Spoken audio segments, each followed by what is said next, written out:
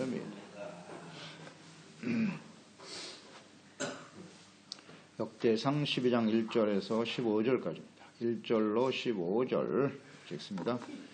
다윗이 기스의 아들 사울로 말미암아 시글락에 숨어 있을 때에 그에게 와서 싸움을 도운 용사 중에 든 자가 있었으니 그들은 활을 가지며 좌우 손을 놀려 물매도 던지며 화살도 쏘는 자요 베냐민 집파 사울의 동족인데 그 이름은 이러하니라. 그 우두머리는 아히에셀이요 다음은 요아스이니 기브아 사람 스마의 두 아들이요 또 이스마엘의 아들 요시엘과 벨렉과 또 브리가야와 아나도 사람 예호와 기브온 사람 30명 중에 용사요 30명의 우두머리가 된 이스마야도 예레미야와 아하시엘과 요하나와 그드라와 그드라 사람 요사박과 엘루세와 여리목과 구아리아와 스마리아와 바룩 사람 스바랴와 고라 사람들을 엘가나와 이시야와 아시엘과 요세엘과 야소부암이며 그들 사람 여로함의 아들 요엘라와 스바다더라. 가사람 중에서 광야에 있는 요새에 이르러 다윗에게 돌아온 자가 있었으니 다 용사요 싸움에 익숙하며 방패와 창을 능히 쓰는 자라. 그의 얼굴은 사제 같고 빠르기는 산의 사슴 같으니 그 우두머리는 에셀이요 둘째는 오바댜요 셋째는 엘리압이요 넷째는 이스만나요 다섯째는 예레미야요 또 여섯째는 아떼요 일곱째는 엘리엘이요 여덟째는 요하나니요 아홉째는 엘사바시요 열째는 예레미야 열한째는 막반네라. 이 갓자손이 군대 지휘관이 되어 그 작은 자는 백부장이요 그 큰 자는 천부장이더니 정원의 요단 강물이 모든 언덕에 넘칠 때 이 무리가 강물을 건너서 골짜기에 있는 모든 자에게 동서로 통하게 하였더라. 고난을 함께 받으며 동역한 사람들. 다윗이 이스라엘의 왕이 되었을 때 그와 함께 했던 용사들이 있었어요. 선행절에서 다윗이 왕이 되었을 때 도와 협력했던 용사들이 어떤 사람들이었는가. 하나님의 나라 다윗을 왕으로 세우셔서 하나님의 나라를 세우시고자 했던 그 일에 헌신한 훌륭한 용사들이었죠. 본문 말씀에는 사울에게 다윗이 쫓겨다닐 때 왕이 되기 전이죠. 그와 함께 했던 사람들의 이름이 기록되어 있습니다.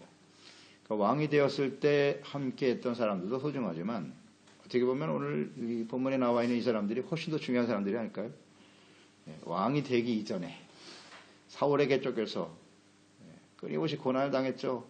고난과 시련과 혼란을 당할 때 함께 했던 사람들이라 더 소중한 사람들이라고 볼 수 있겠습니다. 사울이 죽기 전에 다윗에게 가서 도운 사람들이에요. 1절로 2절에 보면 다윗이 시글락에 숨어 있을 때 와서 싸움을 도운 용사들이 있었다. 다윗이 도피 생활할 때 시글락에 숨어 있었을 때 사울에게 쫓겨서 다윗이 더 이상 유다 땅에 살 수가 없었어요. 그래서 인간적인 결정을 하죠. 그러니까 다윗도 이 시련이 오래되니까 흔들리는 모습을 우리가 보았잖아요. 그래서 블레셋 왕에게 찾아가서 침을 질질 흘리면서 미친 사람 노릇하면서 생명을 구걸했던 사람이 다윗이죠. 아주 절박한 상황이었죠. 그때 시글락에 거할 때 사람들이 찾아왔다 그랬어요. 자, 이런 모습을 보시면서 하나님 다 보고 계신 건데요. 보고 계신데 이러한 다윗의 모습이 안쓰럽기도 하고요. 불쌍한 생각이 드셨겠죠. 하나님을 믿고 의지하면서 끝까지 유다에 있었어야 했을 텐데 이스라엘의 왕이 될 사람이 블레셋 왕에게 가서 생명을 구걸할 수 있으니까 결국 그 일로 인해서 블레셋 왕과 함께 이스라엘을 치는 전쟁에 참여할 뻔하지 않았습니까? 그런 심각한 오류를 범하기도 했는데요. 하나님은 이러한 다윗을 불쌍히 여기서서 용사들을 보내서 위로해 주신다. 그렇게 묵상이 되네요. 아무도 없지 않습니까? 사울의 편에 서서 대부분의 힘 있는 사람들은 사울 편에 서 있고요. 그래도 이 어려울 때 다윗과 고난받으며 동역하는 사람들은 귀한 사람들이죠. 그래서 이름이 이렇게 기록되어 있는 거예요, 성경에. 네. 이 의미를 잘 묵상해 보십시오. 이 사람들의 이름이 무엇을 의미하는 것인지. 그들은 물매도 던지고 화살을 쏘는 자들로서 사울의 동족인 베냐민 지파 사람들이었네요. 쉽지 않네요. 소중한 사람들이네요. 그러니까 사울 왕이 다윗을 죽이기 위해서 혈안이 되어 있었죠. 그래서 다윗을 돕는 자는 무조건 죽였어요. 사울은. 제사장들까지도 죽이지 않습니까? 제사장. 그래서 제사장 가족 80명을 몰살시켰다 그랬어요. 이게 사울입니다. 또 끝까지 추격하는 모습을 보면서 다윗을 어디에 나타났다 하면 뭐 여지없이 달려옵니다. 군대를 이끌고. 이런 모습을 보면서 많은 사람들이 이 사울의 그 악행을 보면서 이건 아니다. 대부분이 그렇게 생각했겠죠. 사울이 행하는 그 모든 행동이 하나님의 뜻에 맞지 않다는 걸 알고 있었을 텐데, 대부분 다 침묵하고 있었는데, 다른 사람도 아닌 베냐민 지파, 사울과 같은 베냐민 지파 사람들 중에 다윗에게 찾아가서 그를 도왔다. 쉬운 일이 아니겠죠. 쉬운 일이 아닐 것입니다. 이제 그의 행동이 잘못됐다는 것을 알고, 그래, 이건 다윗이 왕이 되는 게 하나님의 뜻이 맞지. 그리고 다윗을 따랐다. 그러니까 그 당시에 사울이 이렇게 정신없이 다윗을 죽이려고 쫓아다녔을 때 사울이 왜 다윗을 죽이려고 하는지 모르는 사람이 있었을까요? 다윗이 이스라엘의 왕이 될 것이라는 걸 모르는 사람이 있었을까요? 다 알았어요. 사울의 권력 밑에 침묵하고 있었던 거지. 그런데 이 사람들은 행동하는 사람들이었어. 하나님의 뜻을 위해서 다윗을 찾아간 이 사람들은 정말 소중한 사람들이네요. 근데 이 베냐민 지파 사람들이 싸움에 아주 능한 용사들이었다 그랬고요.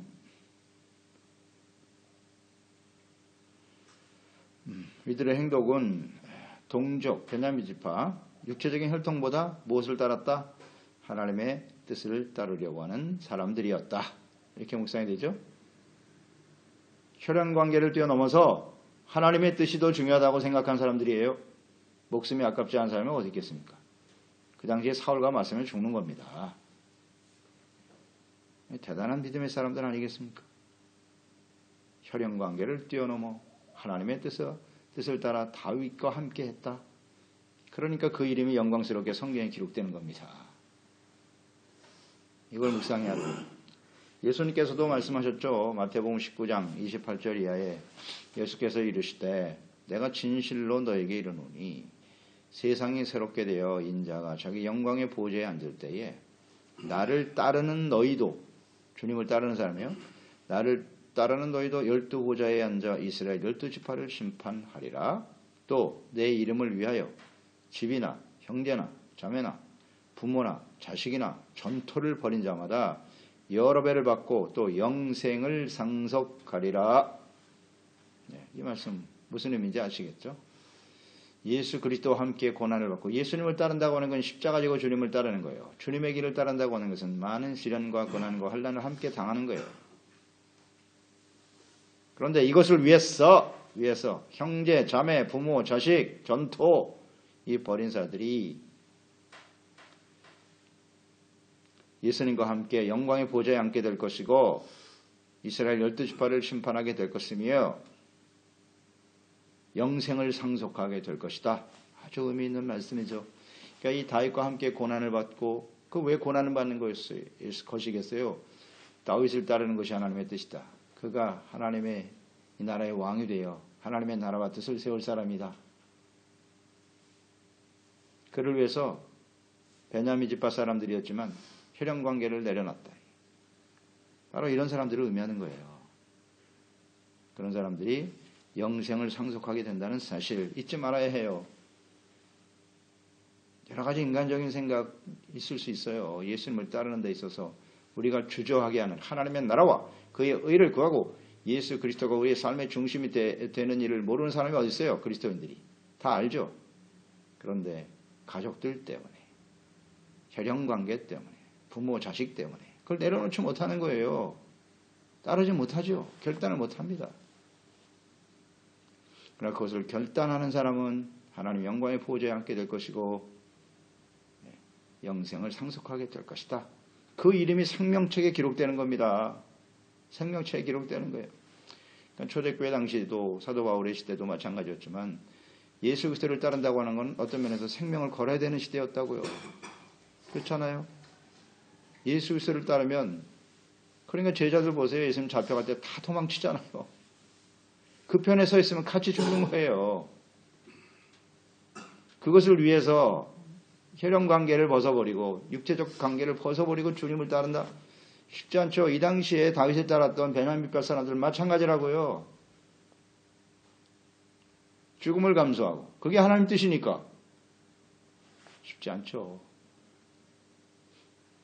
이들은 하나님의 의를 선택한 사람들이에요. 하나님의 나라와 의를 선택한 사람들이라고요. 그러니까 기록되어 있는 거예요. 그래서 오늘날도 어떤 사람들이 하나님의 생명책에 그 이름이 기록되겠는고? 예, 분명하잖아요. 예수님 말씀하신 대로죠.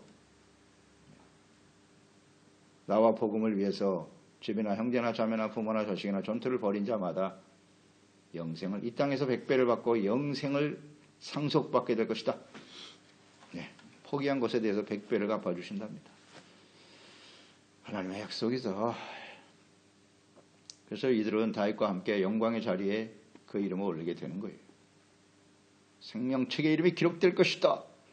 4절에 보면 기브온 사람들이 나오네요. 기브온 사람들은 베냐민 지파 사람들인데 이것은 과거 사사시대에 레위 사람의 철을 성폭행하고 죽여서 이스라엘 총회와 싸웠던 사람들이죠. 기브온 사람들. 베냐민 지파 사람들인데 이들은 아주 용맹하죠. 이 기브온 사람들이 1차, 2차 이스라엘 총회를 이겼어요. 이겼습니다. 그만큼 싸움에 능한 사람들이에요. 이들이 다윗을 찾아왔다. 과거에 오욕의 역사가 있지만 이제는 바른 길에 서 있네요. 바른 길에 서 있어요. 우리가 선행절에서 묵상됐듯이 암몬 자손 출신들 혹은 모압 자손 출신들이 다윗을 쫓는 30용사에 들어있단 말이에요. 과거 이스라엘 총에 들어오지 못하도록 하나님께서 영원히 못 들어온다고 명령하셨지만 다윗과 함께하며 하나님의 나라와 의를 위해서 헌신된 사람들은 하나님께 쓰임받게 되더라. 마찬가지예요. 하나님의 지금 현재 지금 우리가 하나님의 나라와 의를 위해서 뜻을 위해서 헌신하고 있는가 쓰임받고 있는가가 중요하겠죠.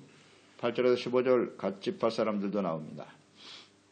8절에 보니 갓 사람 중에서 광야에 있는 요새 이르러 다윗에게 돌아온 자가 있었으니 다 용사요 싸움에 익숙한 자 방패와 창을 능히 쓰는 자요 그의 얼굴은 사자 같고 빠르기는 산의 사슴과 같더라. 이 갓 사람들도 역시 다윗에게 찾아왔네요.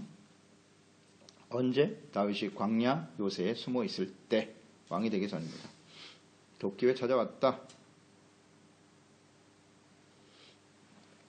하여튼 이 다윗이 이렇게 왕이 되기 전에 사울에게 쫓겨서 오늘 죽을지 내일 죽을지 모르는 그런 상태에 함께한 사람들, 쉽지 않은 결정이었을 것입니다. 하나님의 뜻과 정의에는 무관심하고 눈을 감아버리고 오직 권력의 편에 서서 자신의 안위와 유익을 추구하는 사람들이 대부분이었던 시대, 그게 사울 시대 아닙니까? 모르는 사람이 어디 있어요? 사울이 행하는 일이 잘못됐다는 걸. 다윗이 왕이 돼야 된다는 사실을 모르는 사람이 어디 있냐고요, 그 시대에. 근데 대부분 다 침묵하고 있었어요. 왜? 자신의 생명을 지키기 위해서, 자기의 유익을 위해서. 그 권력 밑에서 자신이 향유하고 싶은 것들이 있잖아요. 그것이 뭐 다른 이유가 있나요? 그때에 다윗을 찾아온 이 사람들은 누구냐? 하나님의 나라와 뜻을 위해서 목숨을 거는 사람들이었단 말이에요. 그게 정의라는 걸 알았어요. 하나님의 뜻이라는 걸 알았다. 그렇다면 행동하자. 대단한 결단이죠. 쉬운 일이 아닙니다, 여러분. 우리도 그래서 이 그리스도인들이 되어 살아간다는 것은 무엇을 의미하는 것인가 잘 생각해 봐야 해요. 그러니까 다윗과 고난에 동참한 사람들이거든요. 디모데후서 1장 8절에 말씀합니다. 그러므로 너는 내가 우리 주를 증언함과 또는 주를 위하여 갇힌 자 된 나를 부끄러워하지 말고 오직 하나님의 능력을 따라 복음과 함께 고난을 받아라. 디모데후서. 사도 바울이 로마의 감옥에서 마지막으로 순교를 앞두고 쓴 글 아닙니까? 바울이 무슨 죄가 있어서 지금 감옥에 있는 게 아니라는 거잖아요. 주를 위하여 갇힌 자 된 나를 그랬잖아요. 주를 위해서 갇혔다. 부끄러워하지 마라. 오직 하나님의 능력을 따라 복음과 함께 고난을 받아라. 그러니까 사도 바울이 로마의 감옥에 있을 때 함께 동역했던 사람들이 있었어요. 하지만 그들은 하나님께서 사도 바울을 감옥에서 풀어주실 것이라고 기대하고 있었어요. 그런데 아무리 봐도 감옥에서 나올 수 있을 것 같지가 않아. 그래서 데마 같은 사람은 떠났잖아요. 세상을 사랑하여 떠난 데마 같은 사람들. 그러니까 예수님과 이 사도 바울과 함께 그 고난을 받는다는 것이 두려웠어요. 떠나죠. 고난과 시련을 당한다고 하는 건 쉬운 일이 아니다. 부끄러워하지 말라. 복음과 함께 고난을 받아라. 고난을 받아라. 그렇습니다. 오늘 우리 그리스도인들도요. 의가 무엇인지 알아요. 하나님의 말씀 알지 않습니까? 하나님의 말씀과 뜻을 알고 의를 하나님의 나라와 의가 무엇인지 알아요. 모르지 않습니다. 충분히 말씀을 듣고 배웠기 때문에. 그런데 눈앞에 있는 유익과 좀 더 편안한 삶을 위해서 하나님의 말씀을 선택하지 않습니다. 예수님을 따르는 삶을 선택하지 못해요. 그냥 침묵하고 있는 거예요. 그게 세속하죠. 세속. 사울 시대의 사람들과 똑같아요. 대부분의 사람들이 그 밑에 그냥 안주하고 있는 거예요. 그게 잘못된 길인 줄 알면서 올바르지 않다는 걸 알면서 있는 겁니다. 그냥. 이 행동하는 사람들을 보세요. 하나님의 나라와 의를 구한다는 게 무엇인가 도대체. 예수님과 함께 고난을 받으라. 말씀을 지키다가 나에게 손해가 다가오고 상처가 다가오고 이거 무서워서 아무 일도 못하는 사람들 많잖아요. 주님을 위해서 봉사하고 교회를 위해서 헌신하고 복음을 위해서 일한다고 하는 것. 시간도 드려야 되지, 재물도 드려야 되고 또 나의 소중한 것들을 때로는 뒤로 해야 한단 말이에요. 쉽지 않죠. 쉽지 않아요. 그 일로 인해서 사람들로부터 상처를 받기도 하고 말이죠. 듣지 않아도 될 말을 듣고 말이죠. 얼마나 많은 고통과 아픔이 있는지. 그게 두려워서 난 안 한다. 그러면 안 되죠. 결단해야죠. 주님께서 부르시면 언제든지 아멘 할렐루야 하고 주님을 따라가야죠. 주님이 함께 하자고 하시는데 이런저런 인간적인 핑계를 대고 주님을 따르지 못하는 사람들도 많지요. 네. 다윗을 돕기 위해 찾아간 사람들, 갓사람들 역시 용사네요. 아주 싸움에 익숙하다 그랬고요. 방패와 창을 능히 쓰는 자요. 얼굴이 사자같이 용맹스러운 자들이고 보기만 해도 무서운 사람들이네요. 사슴같이 발이 빨랐다. 그러니까 한마디로 당시에 다윗을 돕기 위해 온 사람들은 일당백이에요. 일당백의 능력을 갖춘 아주 용사들이었다. 그래서 베냐민과 가치파 사람들, 이들은 원래 싸움에 능한 사람이라고 창세기 49장 19절 27절에 야곱이 이 지파들을 축복한 내용이잖아요. 갓은 군대의 추격을 받으나 도리어 그 뒤를 추격하리로다. 베냐민 물어뜯는 일이라. 아침에는 빼앗은 것을 먹고 저녁에는 움킨 것을 나누리라. 베냐민과 갓지파가 가장 용맹스러운 지파가 될 것이라고 하나님이 야곱을 통해서 예언하셨고 그대로 이루어졌네요. 그러니까 이렇게 역사 속에요. 이 하나님의 말씀이 그대로 성취되는 것을 볼 수 있어요. 이것을 잘못 사용하면 악한 자의 도구가 될 수 있는 것이고 이것이 다윗과 함께하며 하나님의 나라와 뜻을 위해서 헌신하면 이처럼 생명책에 그 이름이 기록될 수도 있다는 거죠. 싸움의 능력, 오늘도 우리 마찬가지 아니겠어요? 하나님께서 우리에게 주신 은사와 능력이 있을 거 아닙니까? 그 능력을 가지고 뭐 그게 재물이 될 수도 있고 뭐 직임이 될 수도 있고 뭐 개인적인 성향이나 능력이 될 수도 있고 그 능력을 어디에 쓰느냐.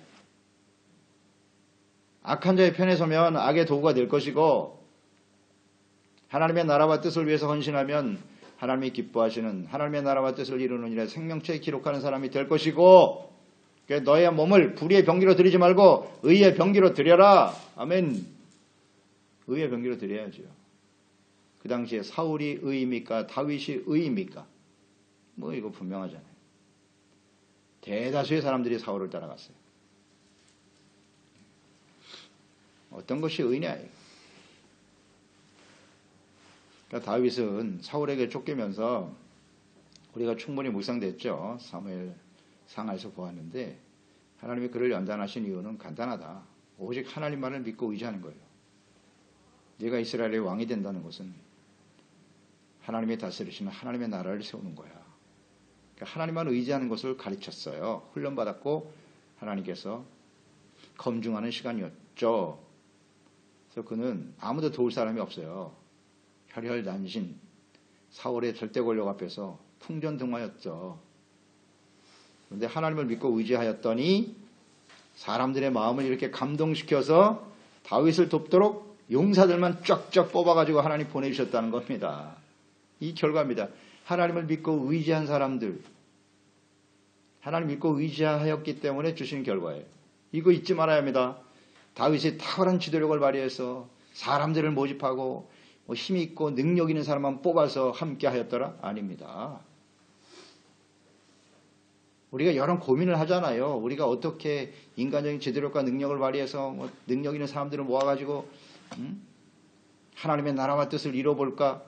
이런 생각할 필요 없다는 거예요. 다윗이 그랬습니까? 하나님만 믿고 의지했잖아요. 어떻게 보면 정말 어리석을 정도로. 왜 또 그럴 능력도 없었고요. 당시에는. 외롭죠. 외로운 싸움이에요. 힘든 싸움이고요. 하지만 하나님을 믿고 의지하고 하나님의 나라와 뜻을 세우는데 분명한 확신을 가지고 인내하며 나갔더니 하나님께서 이렇게 보내주시더라. 아멘입니다. 이건 아주 분명해요. 그래서 오직 하나님의 나라와 뜻을 위해서 이렇게 동역하며 헌신하는 사람들이 될 때 그들의 이름이 생명책에 기록되는 것이다. 자, 우리는 어떤 선택을 할 것인가? 항상 생각하며 사는 겁니다. 기도하겠습니다. 하나님 아버지, 다윗과 함께했던 사람들, 왕이 된 이후의 용사들도 있었고요. 이렇게 왕이 되기 전 사울에게 쫓겨서 고난과 시련의 시간을 지나고 있을 때 함께했던 사람들은 더욱 귀하네요. 그것도 사울과 같은 베냐민 지파 사람들이 달려왔고요. 갓 지파의 용사들이 달려왔네요. 이것은 하나님이 보내신 것이라 봐야죠. 이들이 이런 선택을 한다는 건 쉽지 않았을 거예요. 생명을 거는 일이었고요. 무엇이 정의인가, 무엇이 하나님의 뜻인가를 정확히 알지 않으면 이런 결단을 하기 어렵습니다. 자기가 옳은 대로 판단한 그것은 아니고요. 자기 생각이 다 옳은 건 아니거든요. 하나님의 나라와 뜻이 뭐냐. 이것을 분명히 알았기 때문에 다윗에게 달려왔을 것이고 하나님이 또 감동하여 보내셨겠죠. 그래서 그들의 이름이 이렇게 성경에 기록됐네요. 그 당시의 선택과 결정이 영원한 삶을 결정하는 거다. 맞습니다. 오늘 우리도 예수 그리스도를 따르고 하나님의 말씀을 따르는 것이 하나님의 나라와 의 아니겠습니까? 그러나 세상은 불의한 것으로 가득하죠. 그 불의를 따라가면 우리에게 당장은 유익을 주고 평안을 주는 것 같이 보여요. 하지만 하나님의 나라와 뜻을 위해서 예수 그리스도를 따르는 일을 위해서 모든 것을 내려놓을 때 그런 사람이 영생을 상속하게 되고 또 이 땅에 필요한 모든 것을 하나님의 능력으로 공급받게 되더라. 우리는 하나님의 약속의 말씀을 굳게 믿고 순간순간마다 올바른 선택을 하는 저희들이 될 수 있도록 은총을 베풀어 주시옵소서. 예수님의 이름으로 기도드리옵나이다. 아멘.